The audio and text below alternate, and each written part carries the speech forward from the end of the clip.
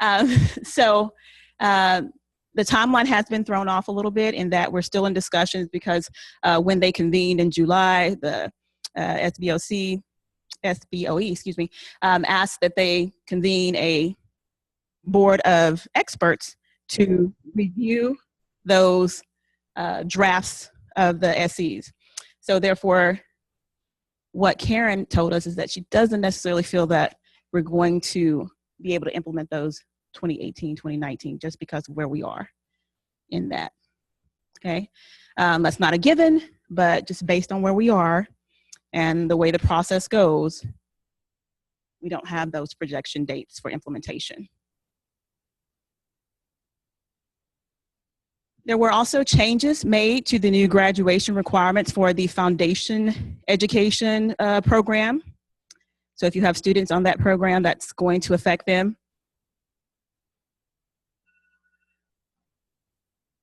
Huh? Oh, is that what it is? Oh, not a problem. We get it. We understand. If I had a broomstick, I'd bang on the wall or something like that, but no. Okay, it is. There we go. We will deal with it then. So there have been amendments made to the foundation school graduation requirements. So these amendments or these changes will be in effect August 22nd. So that means this school year. And here are the changes. If you have a student that's on that foundation program, they can no longer be enrolled in an English 3 and an English 4 at the same time. So now students have to complete English 1, 2, and 3 prior to enrolling in English 4. Okay, so students have to complete those 3 courses prior to enrolling in English 4. Keep in mind, this is only on that foundation program. For the other programs, it's my understanding that they could enroll in English 1 and a 2 or a 2 and a 3. But in order to enroll in English 4, they have to have completed those 3. Okay. And this change was just made to align it with the Texas Education Code that was already in existence. Now I'm getting some looks. We can talk about that later. Because the answer that Karen gave on the TETN was that this is not something that was new. If you're signed up with the listservs and things like that, then you would have received lots of opportunities to respond to these types of things that are going on. Another question that Karen said she received a lot is that, do schools have to offer English 4? And the answer is yes, so they have to offer English 4.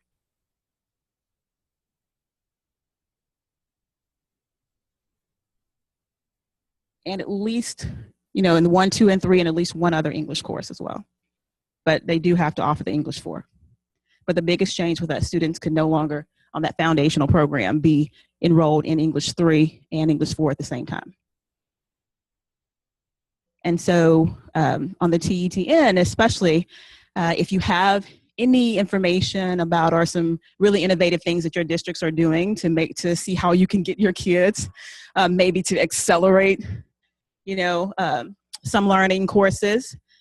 She mentioned that we're going to have to start thinking about how we normally do credit recovery and maybe offering some of those things to those students who are on that program so that they can take some of those courses, kind of speed it up. So we're going to have to maybe kind of stop thinking about every course as a semester or full year and maybe accelerate the learning that way. And they do want any ideas that your district may have, any innovative ideas that your district may have about how to get that accomplished. Okay. All right, as far as the assessment updates, the scoring guides have been released for 2016. Okay, so they're out there.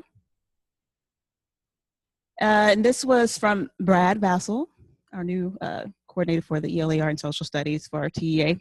And And so here's what he says. He doesn't give a lot of information about the testing like Victoria used to do, but he kind of lets the scoring guides and things kind of speak for themselves. And so here's what he said about the constructed response scoring, okay, because there was a lot of controversy about the SAQ scoring and things like that. So he wanted to make sure that he emphasized that Texas has the most rigorous scoring model out there, okay? And what he means by this is that with other states in their testing, they may have only 15% read behind, which means, you know, how we have the adjacent scoring. They may have only 15% read behind, whereas in Texas, 100% of the papers are seen by another set of eyes, okay? Other states, only 15%. So you just wanted to kind of emphasize how rigorous our scoring and kind of checks and balances really are for that testing.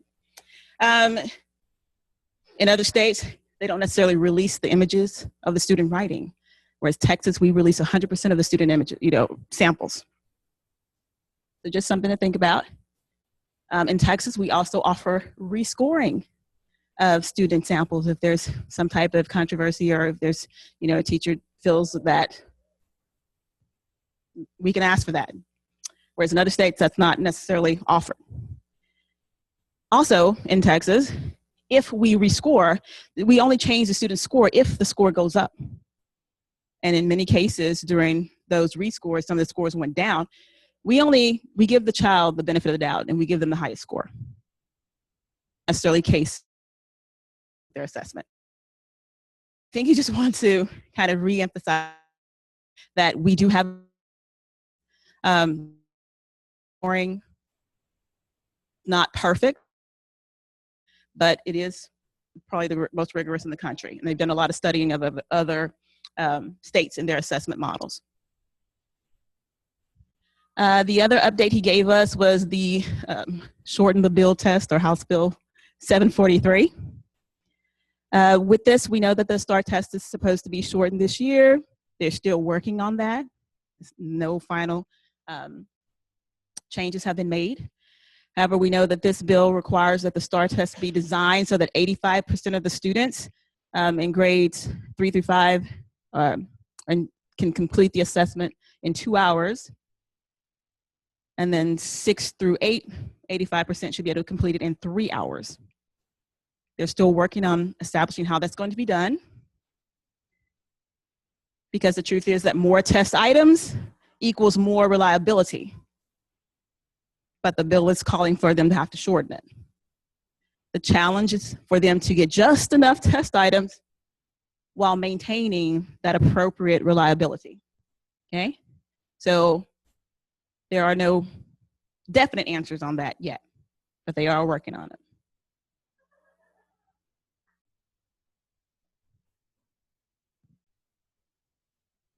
We're also working on a state writing pilot, House Bill 1164. In this bill, it stated that we needed some proposed alternative assessment methods for writing in this case. The test had to assess a student's mastery of the essential knowledge and skills in writing through timed writing samples. Improvement of a student's writing skills from the beginning of the year to the end of the school year had to be considered. The assessment also had to consider the writing process and a student's ability to produce more than one type of writing. So this was kind of the answer to now that there's an expository essay being assessed, that's all we're going to write all year long. Okay, so this was in response to that.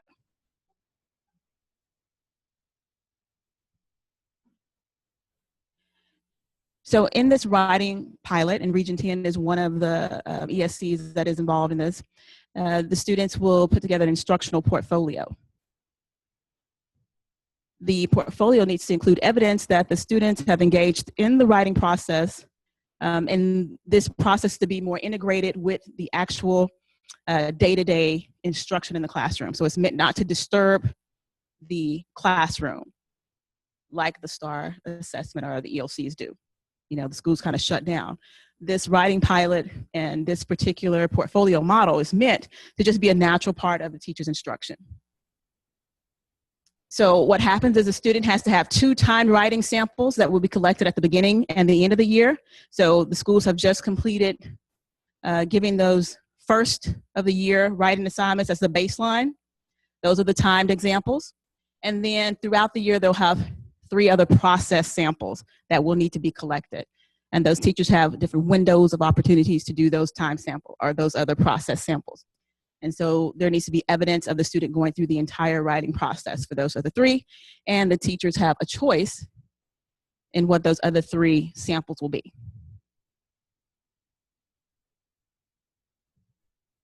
All right, and so this again just kind of goes back through the process. The first sample has already been taken. That last sample is going to be taken during the last 8 to 4 weeks of school. Students will have a choice of prompts.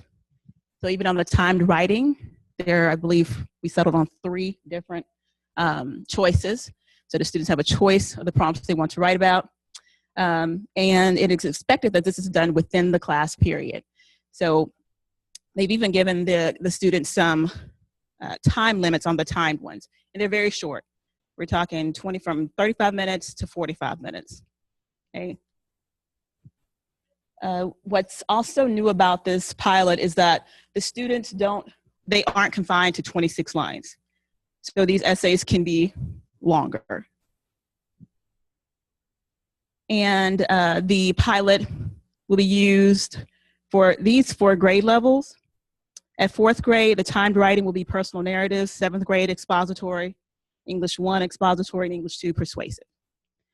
And the other 3 process writings could be from a variety of genres, expository, persuasive, or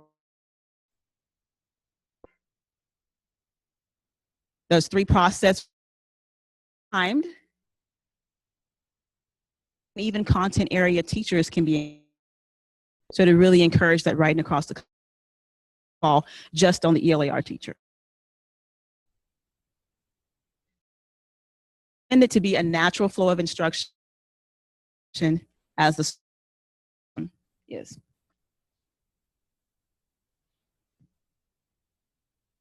But the rubrics are the same for all.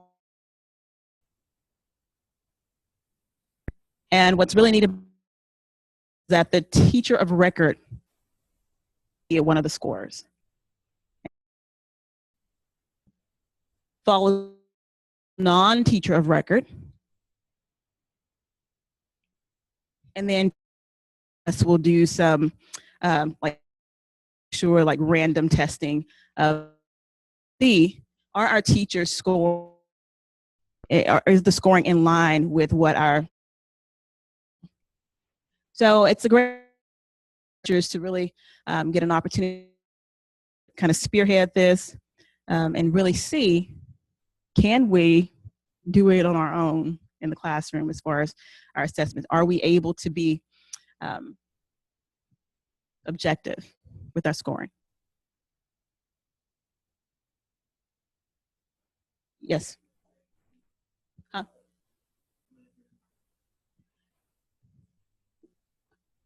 Is there any school in here that's in the pilot? We have Sunnyvale and Athens and Garland.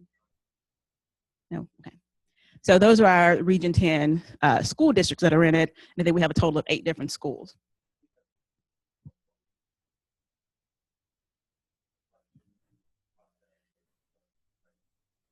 Just a second. The question is from the floor, how many schools already have some type of portfolio assessment in place for how they score students' writing? Okay. Becky, what do you guys do at your school? We have district samples, and so certain points of the year we give certain genres, and so we do multiple, so it's not just the expository, we do the narrative, but they have samples depending on the grade level when those fall. But the majority of the grade levels fall beginning, middle, and end of the year. And then the other ones are adjusted for STAR. So if you're not already doing the portfolios, it's definitely something you may want to look into. The pilot is a 2-year pilot. This is the first year, and it's definitely a work in progress. Okay.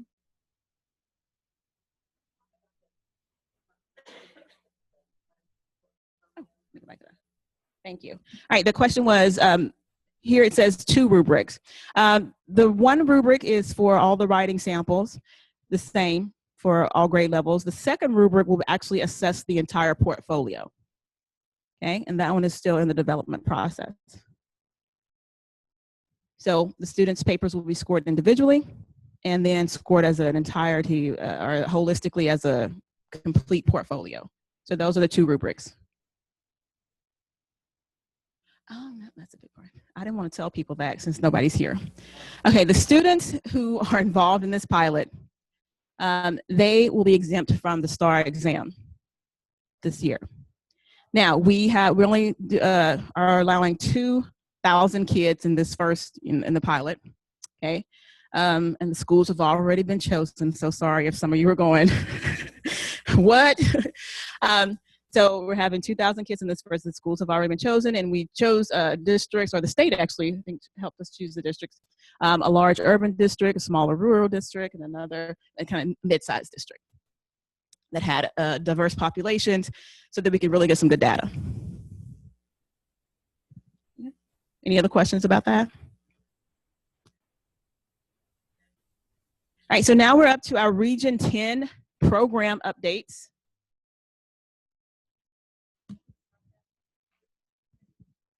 Okay. Are there any new members of the Cadre team this year? Is anybody your first year? First time here? Okay, if you wouldn't mind, I know, putting you on the spot, just kind of introducing yourself so we know who you are. We have Melissa. Hi, I'm Lissa. I teach English 1 and pre-AP at Red Oak High School. Anyone else over here? I'm Jenny Strapp. I teach 3rd grade ELR at Blue Ridge Elementary. Are there any new coordinators? Or no? Okay. I'm Tony Norman. I teach 8th grade ELAR and pre-AP for Ferris ISD, Ferris Junior High. Any other new? No? Dana Condren, Anna ISD instructional coach. It's a different crowd this time. Yeah. All right, we're going to, I'm waiting on one of our consultants to come down to talk for the Right for Texas. So I'm going to kind of skip through a couple of these slides and then we'll come back to them. I don't think Terry's here. All right, so Melanie Royal is here. Our state dyslexic representative is here to give us some updates on dyslexia.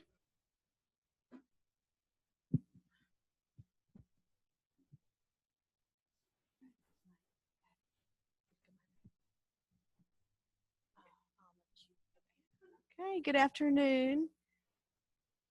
I'm Melanie Royal, and I'm the state dyslexia consultant, and I'm housed here at Region 10. So I'm glad to be here to meet with you today and tell you about a couple things that we have going on. Go ahead. So this fall, we are offering, well, actually, it'll be in the spring. We're going to do a little preview this fall of a dyslexia simulation. Has anyone participated in a simulation? Well, if you haven't, I would highly recommend that you do. Put yourself in the shoes of somebody with a learning disability can be very eye-opening and really allow you to, see how school is from their perspective. So we're going to offer a little preview in November to, I think we're going to do that at a coordinators meeting, do a little sampling. And then in December, we're going to invite a representative from each of our Region 10 school districts to come and do a half-day simulation. So think about that. I believe the date is December the 12th that we have set aside for that. I think that might be on the next slide, actually. So We'll check that date. Yes, December the 12th. So please consider coming or sending somebody to that half-day preview and then see what that's all going to be about. It might be something that you want to have in your school district. It is a rotation type of simulation where you actually go to different rooms and there's a writing, there's a reading, there's an auditory interference simulation, and I think about 6 different rotations that you would go to. So we're excited to be able to offer that. I've participated in that several times over the last several years. I don't know how many exactly, but always learn something new, and it just really helps me to remember what our kids are experiencing, not only our students, but adults also. So we have that coming up. We also, you might be familiar with the Texas Dyslexia Identification Academy. You've probably heard about that many times before. I know Robin's reported on that over the past year. We are now pleased to have all 5 of the modules up and running, with Region 10 taking the lead on offering those here. Gina Mitchell has quite a few dates on the calendar, so would encourage you to look at those. I don't know whether you can hyperlink to that link there on the bottom. Will it let you go to that? Good. So if you go to this link, what that will tell you is, going on down, a little bit about what is included in each of the modules, so you can go take that information back to your school. Also, if you go a little bit further, we have a nice pathway. There are some parts of the modules that, if you have dyslexia specialist, interventionist, certified academic language therapist, they probably have a little bit more knowledge about what would be offered in module 1. So they might want to jump over to 2 and 3. If you have your evaluators, if they could come, it would be really important for them to attend at least 2 through 5, and if possible to do it in that sequence. It doesn't have to be done in sequence, but that's probably the best way to do it. Each day, each of these is a 1-day module. We offered 4 and 5 just last week, and we had some really good feedback on that, because it really gets into the nitty-gritty of assessment. What are we looking for? What are some considerations for ELL students? And then putting that in a report form so that we can take that to the Section 504 committees and to the ARD committees. So we're excited about that. Okay, will it let you go back to our slides? Okay, so that link is there if you need to look at that later. Feel free to and call if you have any questions here at Region 10. Okay, the next one. Also, you can go to the next slide there for me. There is an online component. Module 1 primarily, but also parts of Module 2 are in the online course. So it's housed at Texas Gateway. Are you familiar with Texas Gateway? You've probably gone to other courses on there.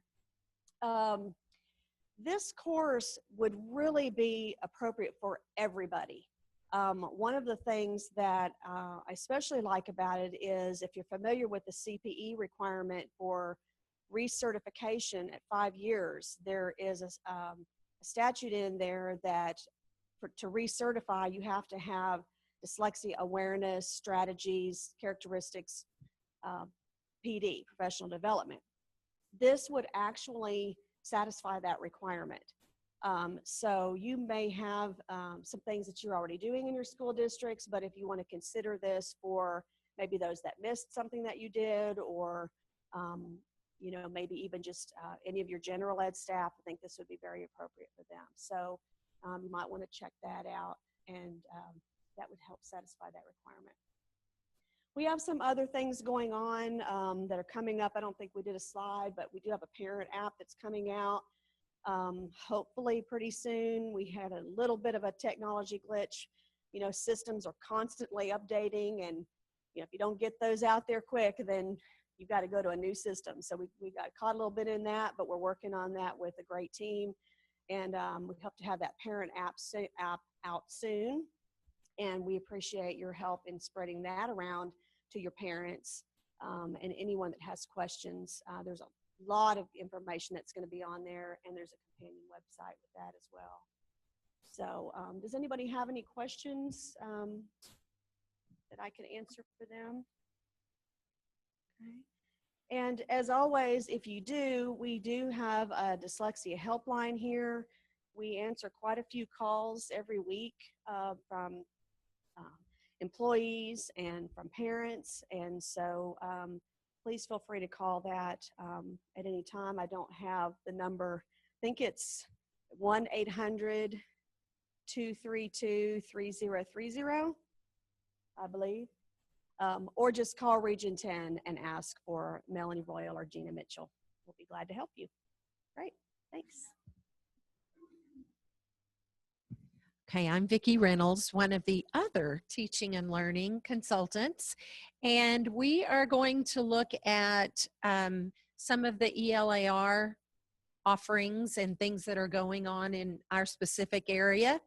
First of all, Texas Success. We will be having some more sessions here at Region 10 iStation, and here are the dates: November 14th and January 23rd. Compass training will be November 7th and January 23rd, and then the Apex training November 4th and January 24th. So those will be open for us, for y'all.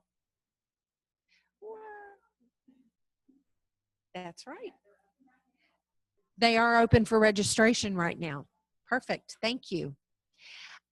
We spent a lot of time this summer on literacy and math academies, and so we have a report for you. If your districts were involved, I know lots of you were.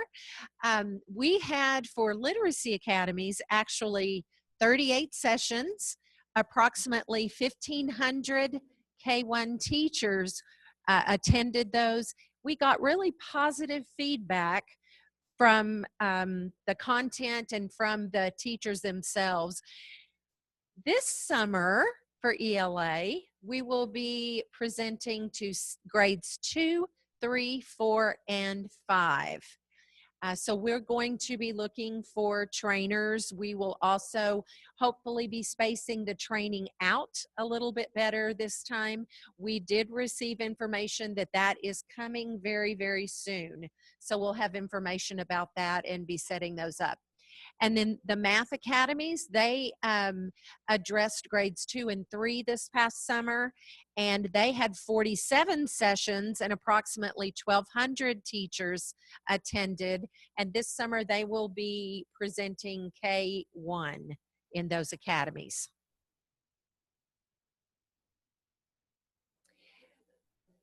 The stipends, that is such a good question.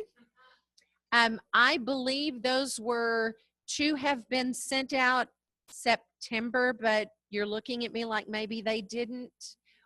We don't really know the answer to that. Those went from TEA directly to the districts. They were dispersed in lumps or batches. This is according to Dr. Butel.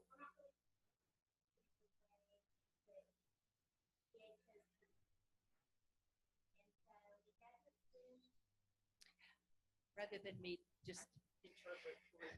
Thanks. So TEA is sending the money directly to districts.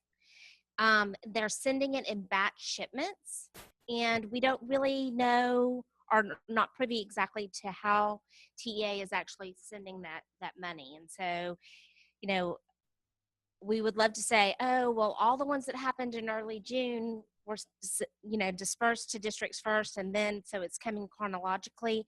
And from what we're hearing, that's not necessarily the case.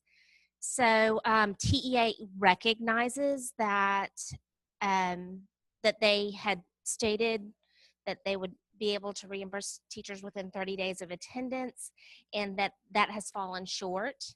they are also very aware that people are really anxious and probably have already committed to spending the funds that they thought that they were going to have received this summer. And so I know that they're working on it. And my understanding is they're in the last stretch of that funding. So I think it's a lesson for us all for this next round of academies to not encumber those funds until you have them in hand. And so I know that there is going to be funding available for teachers, for priority schools and to attend and to receive funding. But I think, and hopefully some of these glitches will have been worked out and it'll go a little bit more smoothly next summer. Just the early preparation for the upcoming summer is quite a step in the right direction for that. All right, we want to invite you all to join us, send teachers. We have Timothy Shanahan coming. That's what. Who's coming on October 18th. Registration is still open. He is going to be talking about that need to teach reading and writing together, that important connection. So I highly encourage you all to be a part of that. October 18th, it will be 9 to 3:30 with a fee of $150 to attend. So please pass that information along. We're looking forward to having him. Sort of. I can go ahead and do this one first. Good afternoon. My name is Thomasina Burkhart, and I apologize for my tardiness. I wanted to make a couple of announcements. First of all, if we are having a fall 2016 RTI Institute. It's going to be here at the Service Center in these 3 rooms right here. Our speakers are going to be from UT Austin, from the Meadows Center of Preventing Educational Risk. They will be our speakers for those 2 days. So in case you need to revamp your RTI program, need to get some ideas for it, this will be a great opportunity. It is free to everyone across the state of Texas. We still have some spots available. So if you have teams that you would like to come and attend, please have them go ahead and register. So, and also if you need any RTI services, I'm available to help you as well.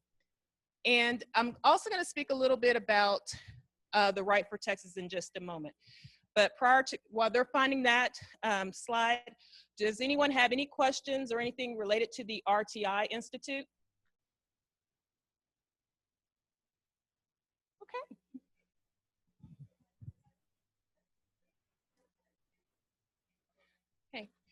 Okay.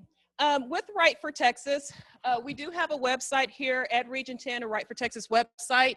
In case you've never gone to the website, the web link is up at the top. There's a couple of new features we have on there. One is literary landscapes. This is more or less a newsletter. There will be a listserv. They're in the process of getting that complete for me as we speak. So you can sign up for the Right for Texas newsletter. That will highlight any kind of upcoming events, webinars, things of that matter, because I am getting ready to start a new webinar series next week. On the 17th is going to be expository elements, and then we'll go into the revision process and things of that matter. So the newsletter will highlight any of that information. And also a new feature will be the Right Focus blog. And with this blog, it'll just highlight tips and tools for various reading and writing concepts, small mini lessons that teachers can start using in their classrooms, just more or less clarifying any misinterpretations about reading and writing concepts. So, and like I said, be sure to join the listserv. We're in the process of getting that together. So, okay. So, are there any questions in regards to Right for Texas? Well, thank you for your attention.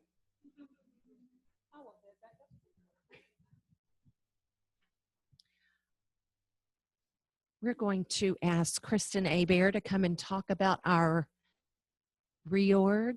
Yay! Yes. Well, good afternoon. It is so good to see all of the familiar faces, but then also many of the new faces. Welcome. You are with a wonderful group of individuals, no doubt. Before we kind of jump into a little bit about our reorganization here at Region 10, I did want to just introduce you to and welcome our new Director of Teaching and Learning. Some of you might recognize her, Dr. Denise Butel. Dr. Butel joins us, and many of you may know her from the language arts world.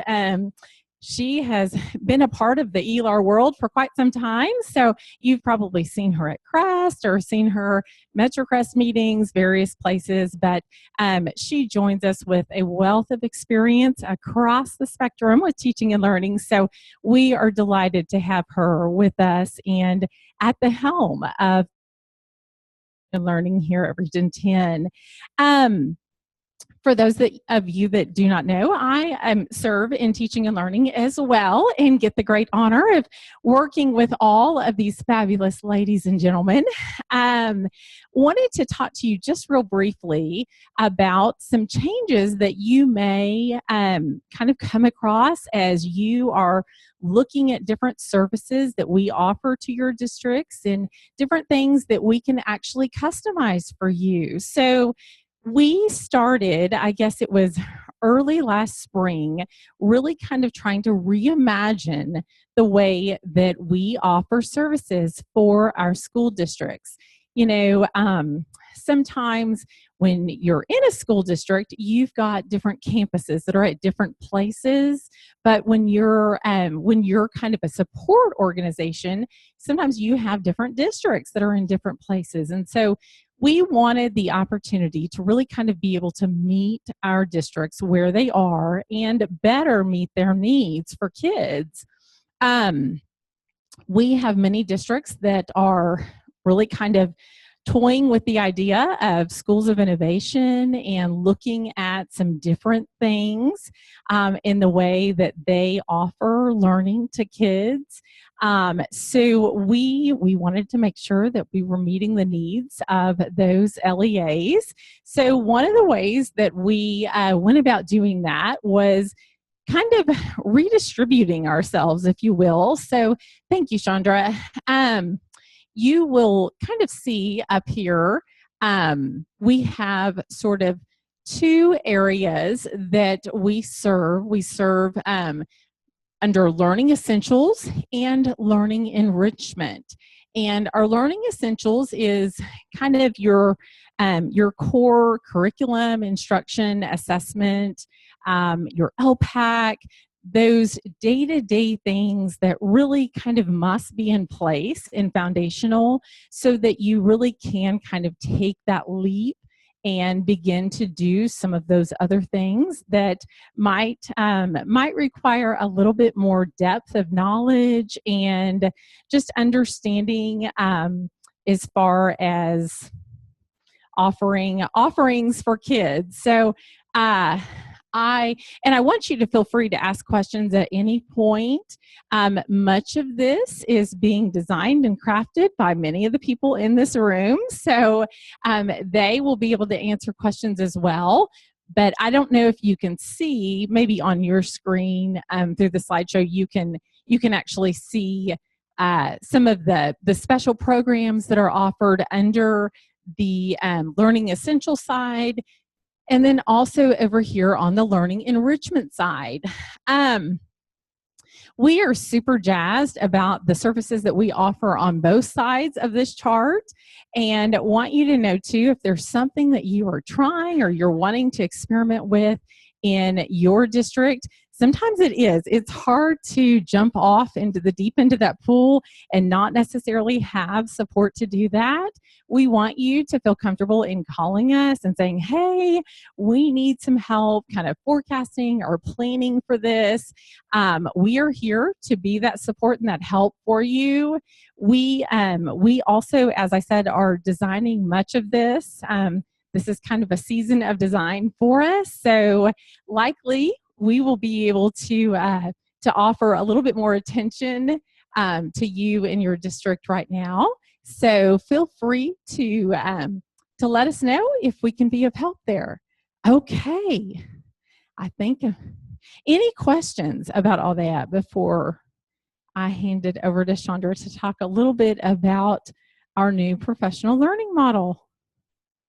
Okay, well, if you think of some, we'll be back for just a little bit. Feel free to grab one of us or to ask so that the group has the benefit of hearing your question as well. Thank you. All right, so a big part of our reorganization was also looking at our model of professional learning for our teachers. So moving from teaching to learning, just as on your campuses, you often tell your teachers the person who's doing the work is doing the learning. We want to make sure that we are practicing what we preach when it comes to our professional development opportunities. But in our professional development sessions, I think you would definitely notice a big change. What happened? All right. So why have we decided to change our model? There's some of you are thinking, I like the trainings that we had here at Region 10. We thought they were pretty wonderful. But even though we're sure that you did enjoy a lot of our trainings, we all know that there's opportunities for improvement. So why did we decide to change our model? Well, the professional development experience that we model, we want to make sure that we are, like I say, walking the walk and talking the talk here. And we want to make sure that just as we're asking our teachers to make sure that the most of the work is on the students and they're actually engaged in learning and in doing, that's what we want to make sure for our teachers as well, our professionals as they come here for us today. And we know that you've got to actually be involved in the experiences. We want to also make sure that Region 10 wanted to shift our thinking throughout Region 10. We know that our schools are transforming learning for their students. We understand that they are in a line for not just the 21st century, but beyond, and we want to make sure that we were doing the same. So I won't read these slides to you. You have them there on your screen. And so our new model for professional development, hopefully you will definitely be able to see a big change in some of the sessions that you attend, or just in the number of different modes that you will be able to attend training. So the redesign is grounded in these three beliefs: that we are all designers and facilitators, that it is our job not to just teach people or we're not the keepers of all knowledge, but it's more so to help educators curate their own learning. And that learning at the highest level is only going to be achieved when you're actually participating in experiences. So those are the three beliefs for our new PD model. Okay, and it's actually the 70-20-10 model. So we want 70% of the training, when you come to a training here at Region 10, or you participated in training even off-site at Region 10, that 70% be the participants actually experiencing the learning, okay, actually doing. We want the 20% to be that relational piece, or the social piece, where you're actually connecting, networking, learning from each other, okay? And then only 10% to be that structured, direct teach. So exactly like what we're asking for our teachers in the classroom, to make sure, basically, talk less, let them do more. Okay, that's what we want for Region 10, because we want our participants to be able to sustain the learning, because research shows us and tells us that that one and done training doesn't really work. It's not really being applied to the learning. So just as we don't teach grammar in isolation, to do a training in isolation one day and not come back to it, not have some type of extension, is not working at all. So we have a brief video here to kind of show you an example of what we're talking about here when we say the 70-20-10 model.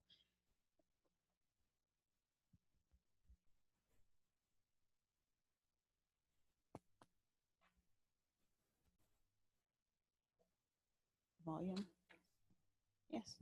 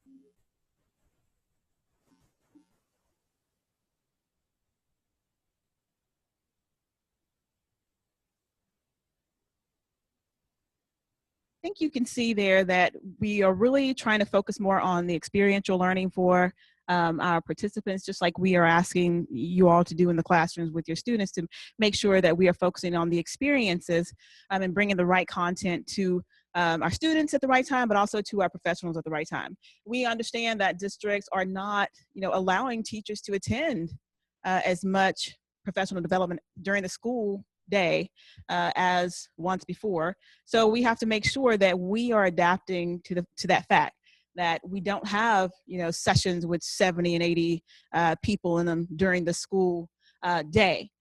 Substitutes very expensive. Not to mention the cost of discipline and things like that occurs when you have teachers that are out of the classroom, and the lost learning opportunities. So we wanted to make sure that in our new model, we paid attention to those things. Can you go back to the presentation? Is that it? It escaped. No. No.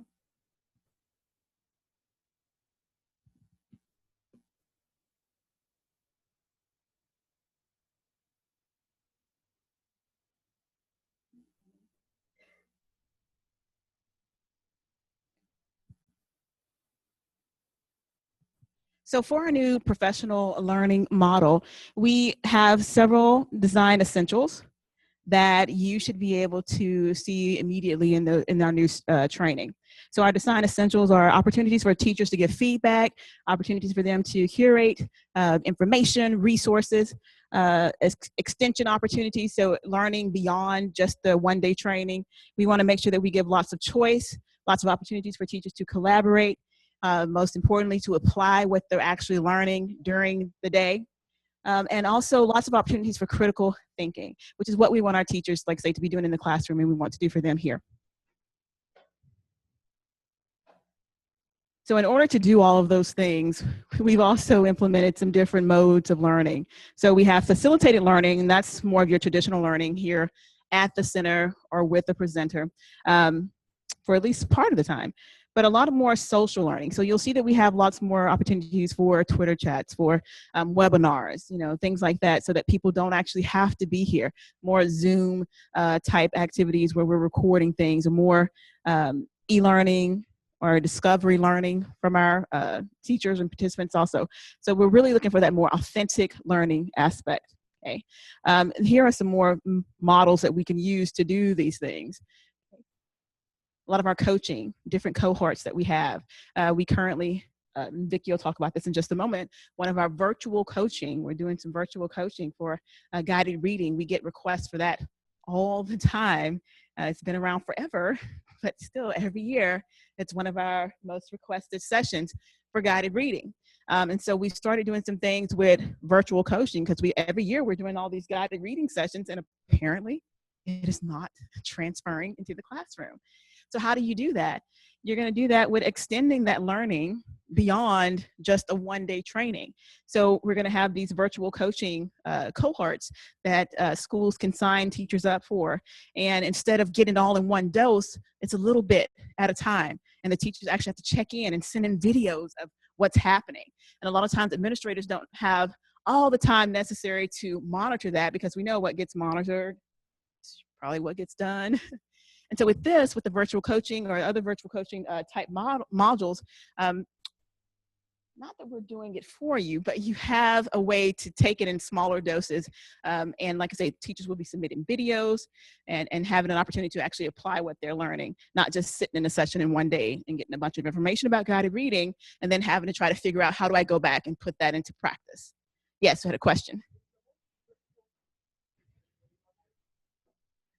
I think we have some more information about that, but right now it is K-5, at least. Okay. In this new reorg, we also understand, like I said, that there's a need to make sure that we understand that not all teachers can come to a 6-hour training. Okay, and nor does it make sense to get a sub for 3 hours when you have to drive all the way out here to Richardson, which really turns into 6 hours anyway because of traffic if you live where I live. Okay, so that we want to try out new tools. Okay, new ways to learn. So you'll see that some of our speakers that we are bringing into you, or some of our sessions, are no longer here at Region 10. Samantha. I always have to watch because I often mix names, so I'll use a first name of someone here at Region 10 and then the last name of someone famous. So I had to make sure. And they're like, what? Who was it the other day? Oh, Christina. Okay, I said Christina Aguilera didn't come, and it was Elena Aguilera. You know, she wasn't here. And I was like, oh no, that's the wrong person.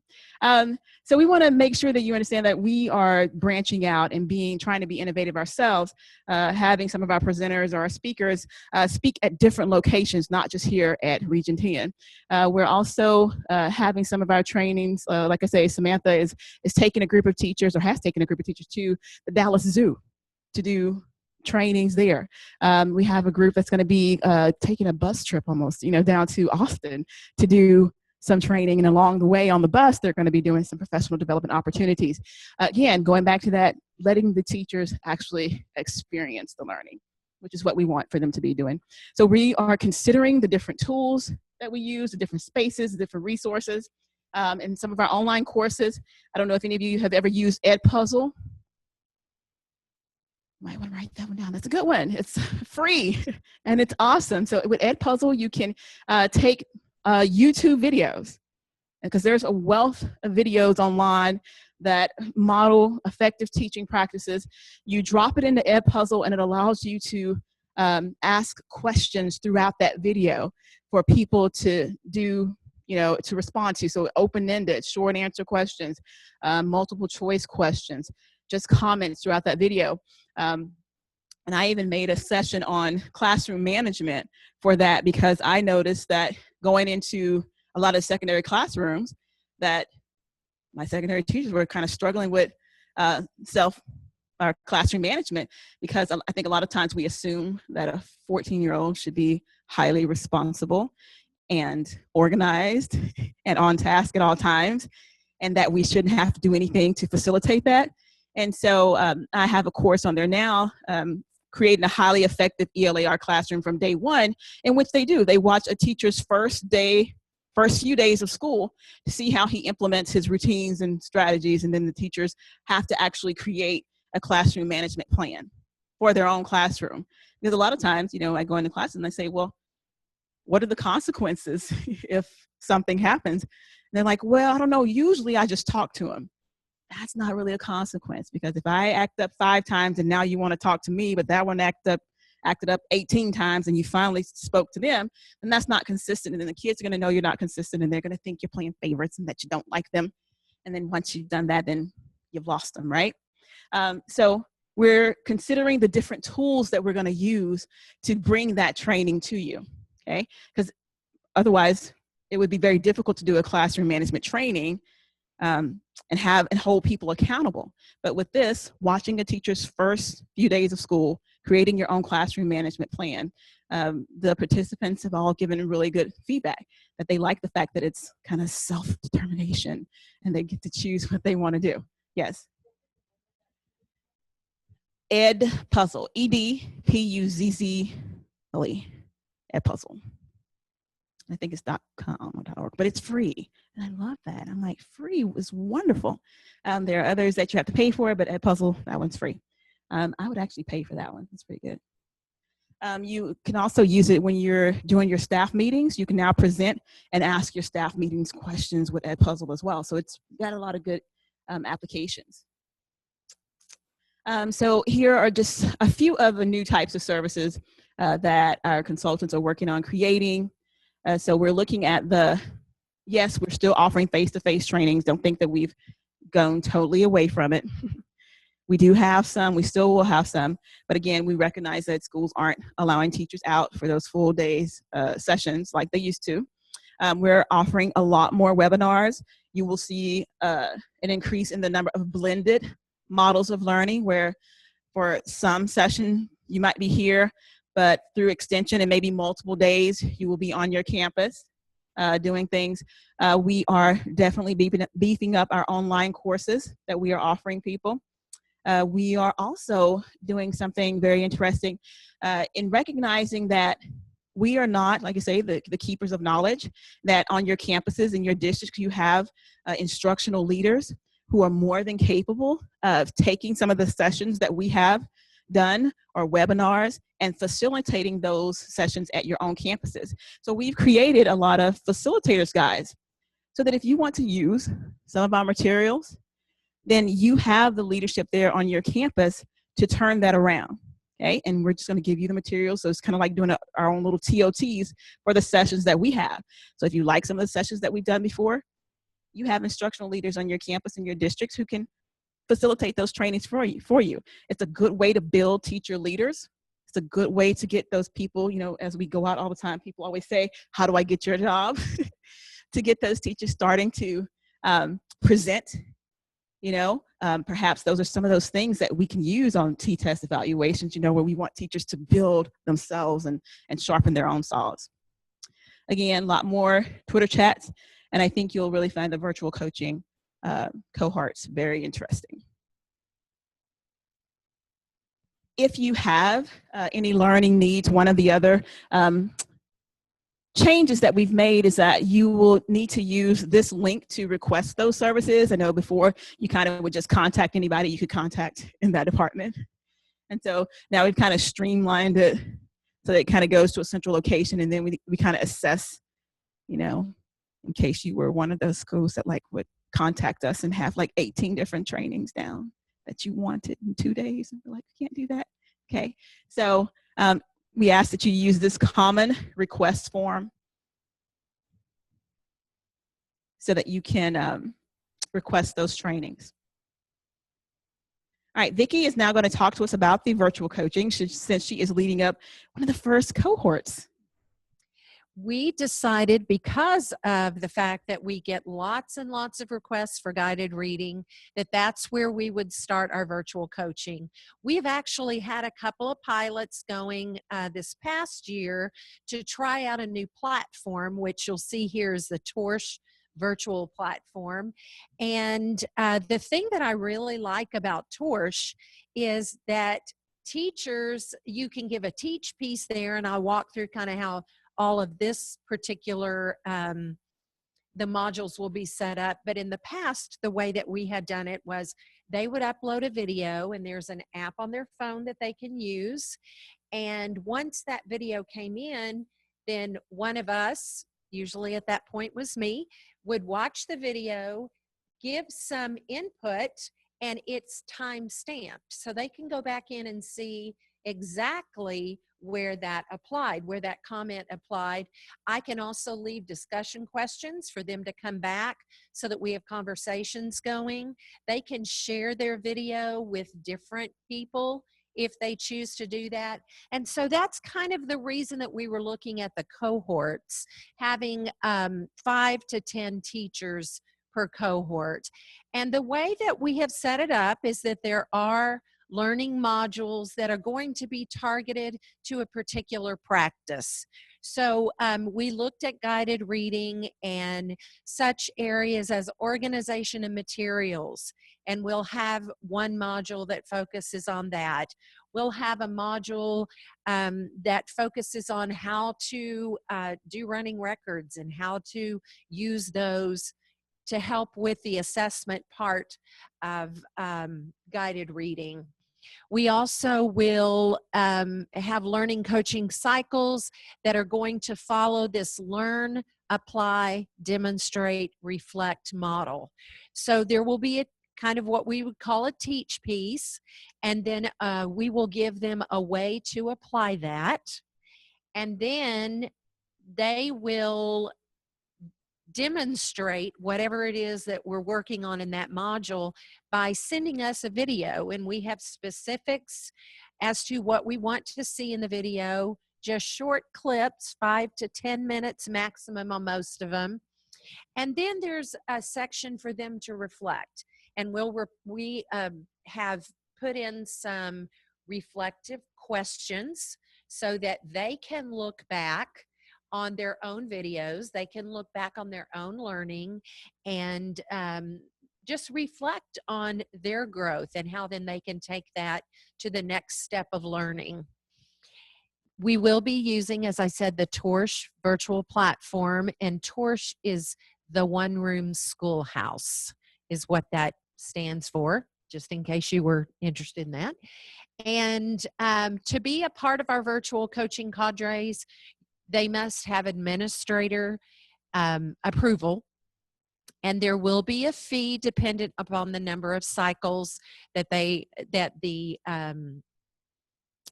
learning modules are set up in. Guided reading, at this point, we're looking at about 10. And then the materials will be provided in the form of a book. And I don't know if y'all know this, but we recently discovered there is a new guided reading book. Fountas and Pinnell, after 20 years, have updated guided reading. And I say updated, the foundations are still there, but many of their articles over the past several years have taken us much deeper into reading, and how can we get our kids thinking beyond the text and thinking about the text, and taking them into reading as thinkers. That's what this book is. So our modules will use that particular second edition as a part of the training. And I'm trying to think, there seems like there was some other material that we were providing for that, but I've just gone blank. So we can provide that information later. Okay, right now we have our guided reading. As I said, it was K2 was originally how it was set up, but it has extended to K through 5, and this particular guided reading second edition takes it K5. And our first cohort meeting is scheduled for October 26th. Please register, have all teachers registered by October 17th, and we are definitely open for registration now. We also have a collaborative support initiative, which is in the pilot stage as well.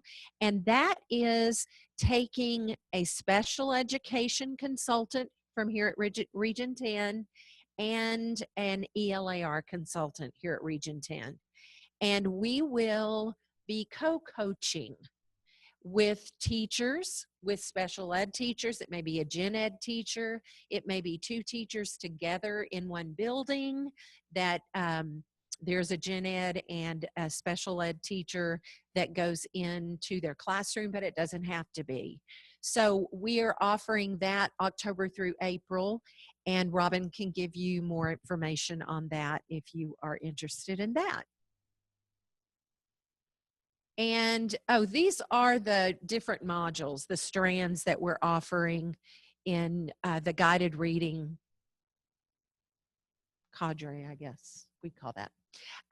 First of all, I mentioned the classroom management materials, and then administering a running record, and then how to use those. Some teachers know how to give a running record, but they don't know what to do with it once they have that information. So we're going to talk about how to analyze and use a running record, grouping, how to group your students, how to select a text. That's not an easy thing. It takes a lot of practice, and learning to match their characteristics of books and text with children.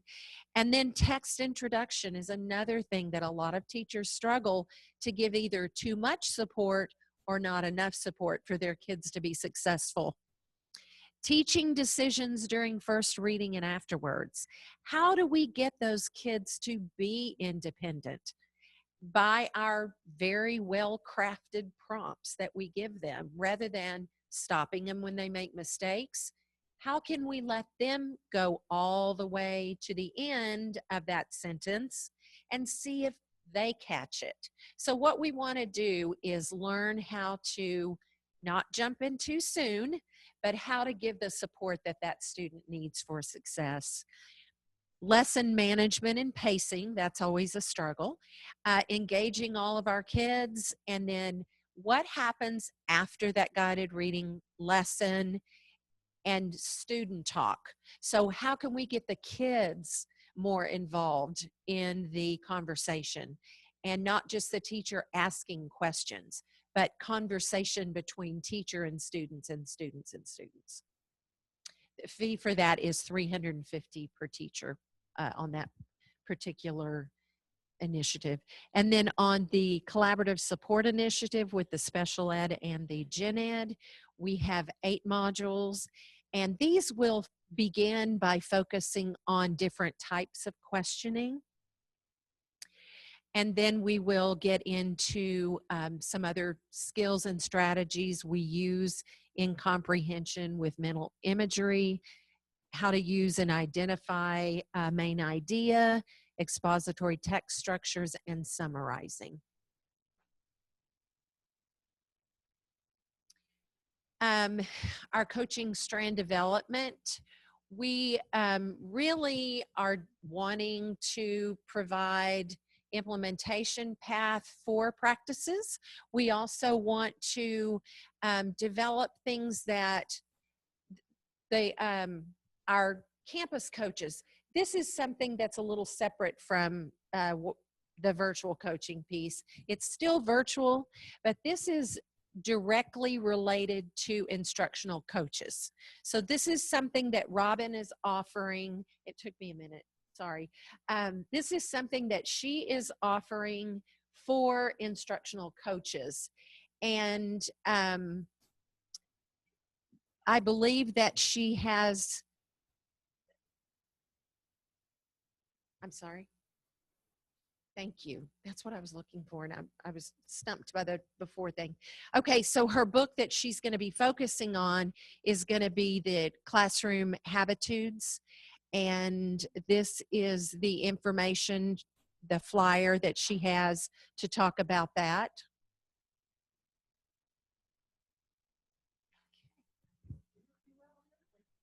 All right, our last area that we're going to talk about, I'm going to hand over to Richard. He can introduce himself.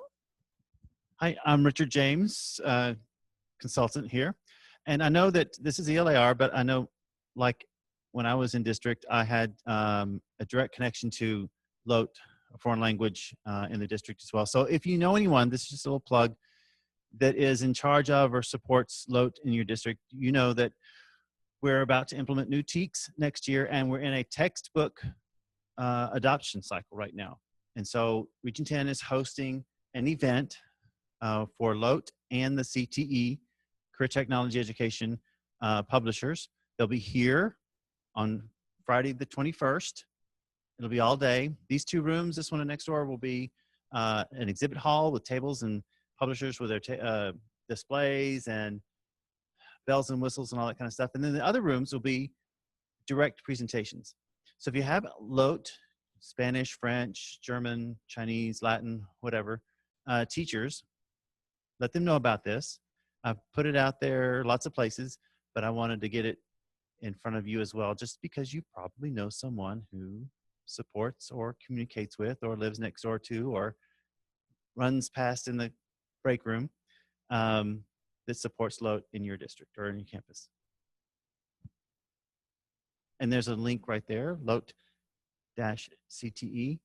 to register. And the schedule, can you scroll? Does that let you do anything? Because below the time stamp is another one.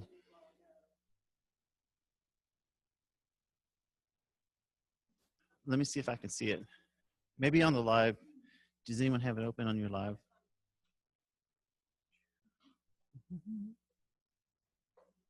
Okay, so it is, I think I gave it a wonderful name.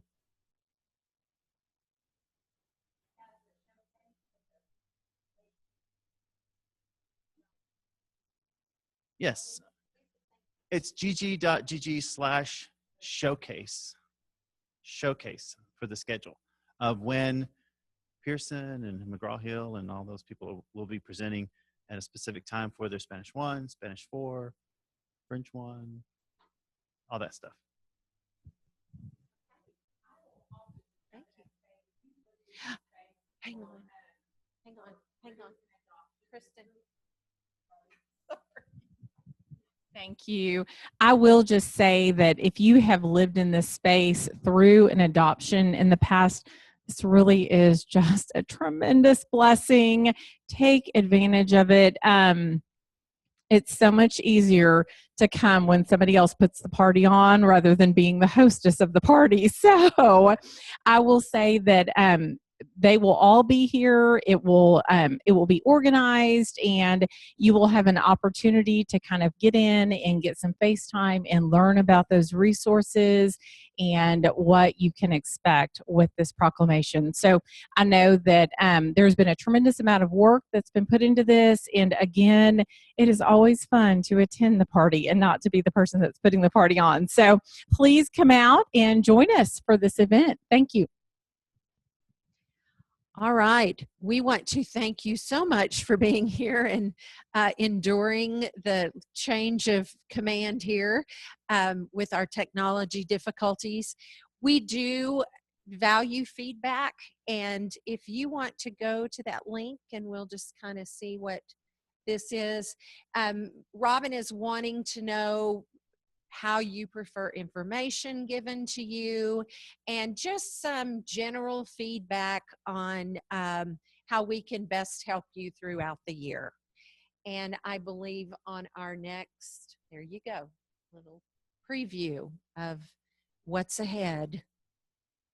Yes. And again, if you are new, welcome. We're glad to have you. And those of you who have been coming for quite a while, thank you for making the drive to be here today. And if you have further questions, please always feel free to contact Robin. She's usually the one with most of the answers around here, so we appreciate her greatly, and we know now how much more we appreciate her. So thank you for being here. Just one more bit of information. If some of the things surprised you, some of the information that TEA gave as updates, if you would go to the TEA website and sign up for those different listservs, the letter to the administrator, you don't have to be an administrator to sign up for that, and you'll get a lot of stuff that you may not want to see, but they'll send you updates so that you can get those, right away, that information. So go to TEA website, and I just signed up for a bunch of the different listservs that they have there so that you can get that information firsthand, like hot off the presses as soon as they send those letters out. Administrators get a lot of letters. I've noticed that, a lot of them. So that's a good thing. And make sure that you also sign up for the Region 10 ELAR listserv as well, because Robin sends out a lot of information that way. What's that? Yes, and don't forget that Timothy Shanahan is going to be here on October 18th. We still have a few spaces left if you are that district that's gone through the combining your ELA and your reading together again. I know, yes, some people had to separate and still have it separated, but if you've gone back to it, then come out and learn from a great expert in the area about how to actually do that. Yes. And that is really what we were pushing for secondary teachers. Okay. Thank you.